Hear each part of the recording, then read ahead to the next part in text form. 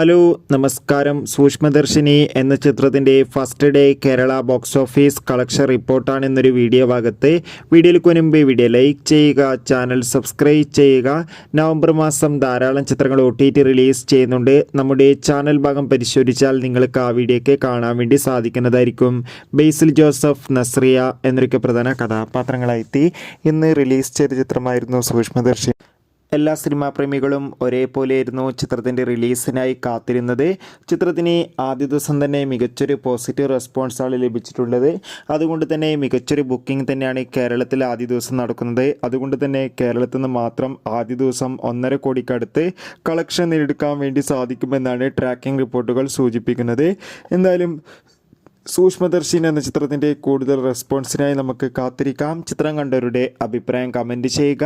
November മാസത്തിൽ ധാരാളം ചിത്രങ്ങൾ OTT റിലീസ് ചെയ്യുന്നു. ചാനൽ പരിശോധിച്ചാൽ നിങ്ങൾക്ക് ആ വീഡിയോ ഒക്കെ കാണും. അതൊക്കെ ഒന്ന് കാണുക. അടുത്തൊരു വീഡിയോയിൽ കാണുമ്പോൾ ഏവർക്കും ബൈ ബൈ.